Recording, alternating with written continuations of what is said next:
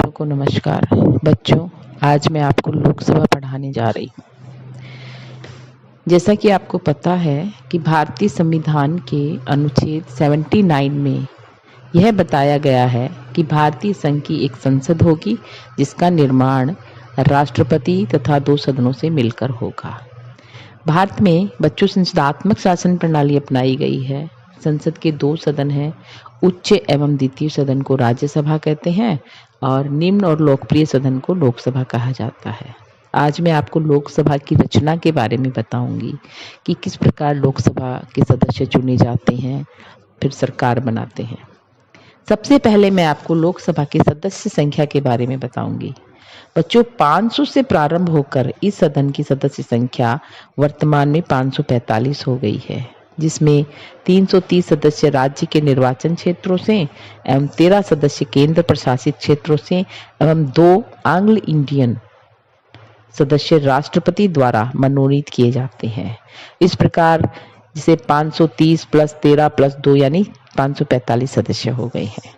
इस संबंध में 84वें संविधान संशोधन, जिसे हम 91वां संविधान संशोधन कहते हैं, के आधार पर लोकसभा में कुल स्थानों व राज्यवार प्रतिनिधित्व की संख्या 2026 तक यथावत रखने का निर्णय किया गया है। एक बहुत महत्वपूर्ण बात है। इस संबंध में मैं आपको ये भी बतलाना चाहूंगी बच्चों कि लोकसभा के सदस्यों का चुनाव जो है प्रत्यक्ष रूप से जनता द्वारा वयस्क मताधिकार के आधार पर होता है। पहले 21 वर्ष की आयु का व्यक्ति वयस्क माना जाता था, किंतु अब 1988 और 89 में 61वें संविधान संशोधन के अनुसार 18 वर्ष का व्यक्ति वयस्क माना जाएगा, यानी कि 18 वर्ष का व्यक्ति जो है वो चुनाव में मतदान कर सकता है। लोकसभा में सभी निर्वाचन क्षेत्र एकल सदस्य रखे गए हैं। एकल सदस्य का मतलब होता है कि प्रत्येक निर्वाचन क्षेत्र से एक ही सदस्य लोकसभा का चुनकर जाएगा।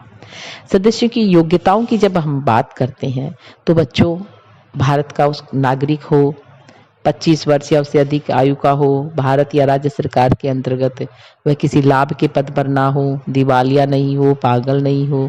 इसके अलावा 1951 में जन प्रतिनिधित्व अधिनियम के अंतर्गत संसद ने कुछ योग्यताएं निर्धारित की है, जैसे अनुसूचित जाति व जनजाति से संबंधित सुरक्षित स्थानों के उम्मीदवारों के लिए आवश्यक है कि वो अनुसूचित जाति और जनजाति के सदस्य हो।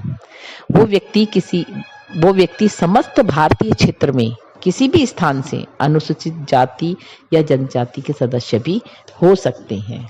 जैसे दूसरी बात है वो है असम की जनजाति के लिए सुरक्षित स्थान के उम्मीदवार बनने हेतु उस जनजाति का होना अत्यंत आवश्यक है, या उस जिले के किसी अन्य निर्वाचक क्षेत्र का निर्वाचक होना आवश्यक है। अन्य किसी स्थान से उम्मीदवार होने के लिए भारत में किसी भी संसदीय निर्वाचन क्षेत्र का निर्वाचक होना आवश्यक है, अर्थात किसी भी निर्वाचन क्षेत्र से उसका नाम मतदाता सूची में होना चाहिए। इसके अलावा निर्वाचन संबंधी अपराध के लिए अगर वो दोषी पाया जाता है तो वो व्यक्ति निर्वाचन आयोग द्वारा एक निश्चित समय अथवा जीवन भर के लिए संसद का चुनाव लड़ने के लिए अयोग्य घोषित कर दिया जा सकता है। उसने किसी अपराध के लिए 2 वर्ष या उससे अधिक सजा न पाई हो, या उसे जेल से छूटे 5 वर्ष से अधिक हो गए हो, या सरकार से संबंधित किसी ठेके में हिस्सेदार नहीं होना चाहिए और न सरकार से संबंधित किसी कारखाने में उसका हित होना चाहिए, यानी उसे किसी भी प्रकार का बिजनेस भी नहीं करना चाहिए। उसे बेईमानी या राजद्रोह के कारण सरकारी नौकरी से नहीं निकाला गया हो। इस प्रकार के अपराध के 5 वर्ष बाद ही वह संसद की सदस्यता प्राप्त कर सकता है।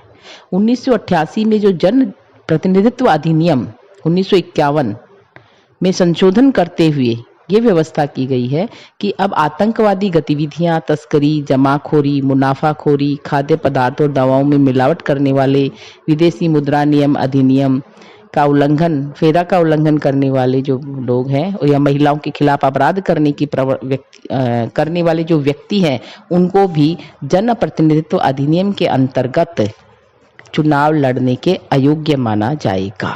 ये इस प्रकार से ये लोकसभा का सदस्य निर्वाचित होने के लिए ये योग्यताएं हैं। फिर उसके बाद मैं लोकसभा के कार्यकाल की बात करूंगी तो लोकसभा का कार्यकाल बच्चों 5 वर्ष का है। प्रधानमंत्री के परामर्श के आधार पर राष्ट्रपति जो है वो लोकसभा को समय से पूर्व भी भंग कर सकते हैं।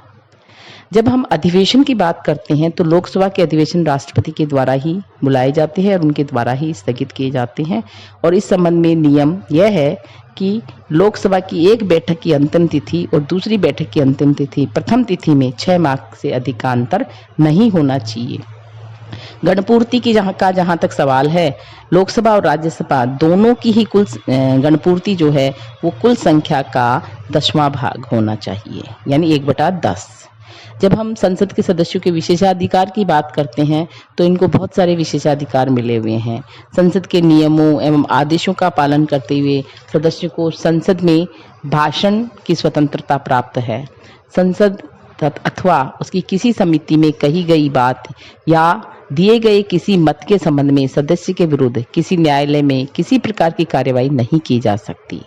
दूसरी बात, सदस्यों को बंदी न किए जाने का अधिकार भी प्राप्त है। संसद का अधिवेशन प्रारंभ होने के 40 दिन पूर्व और पश्चात कोई सदस्य बंदी भी नहीं बनाया जा सकता, किंतु फौजदारी विषयों के संबंध में अपराधों के लिए उसे बंदी बनाया जा सकता है। लेकिन सदस्य की अगर गिरफ्तारी की जानी है तो उसकी सूचना तुरंत ही अध्यक्ष को दी जानी अनिवार्य होती है। किसी भी सदस्य को सदन के क्षेत्र में बिना अध्यक्ष की आज्ञा के गिरफ्तार नहीं किया जा सकता। संसद विधि के आधार पर संसद सदस्यों को अन्य अधिकार और उन्मुक्तियां भी प्रदान कर सकती है। इसके अलावा संसद सदस्यों के वेतन और भत्ते हैं, उसमें संविधान के अनुच्छेद 106 में कहा गया है कि संसद के प्रत्येक सदन के सदस्य ऐसे वेतन भत्ते प्राप्त करने के हकदार होंगे जिन्हें संसद द्वारा समय समय पर निर्धारित किया जाता है।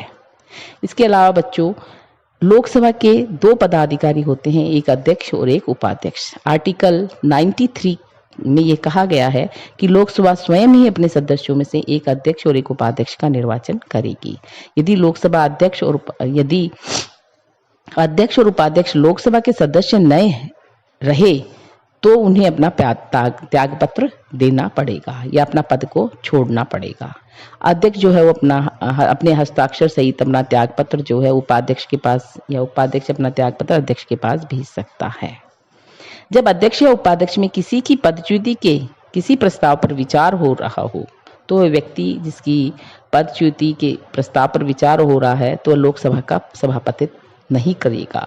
अध्यक्ष की अनुपस्थिति में उपाध्यक्ष सभापतित्व करेगा। यदि अध्यक्ष और उपाध्यक्ष दोनों के स्थान खाली है तो अध्यक्ष के कार्यकाल लोकसभा के उस सदस्य द्वारा किए जाएंगे कार्य जो है जिसे राष्ट्रपति इस पद हेतु नियुक्त करे। बच्चों, जब इन पे कार्यवाही की जाती है तो सबसे पहली महत्वपूर्ण बात यह है कि सदन में कम से कम 14 दिन पूर्व इनकी सूचना दी जाएगी। यदि लोकसभा को भंग कर दिया गया हो तो अध्यक्ष लोकसभा को भंग होने के बाद और नवीन लोकसभा की प्रथम बैठक के ठीक पहले तक अपने सदन पद को खाली नहीं करेगा। धन्यवाद बच्चों।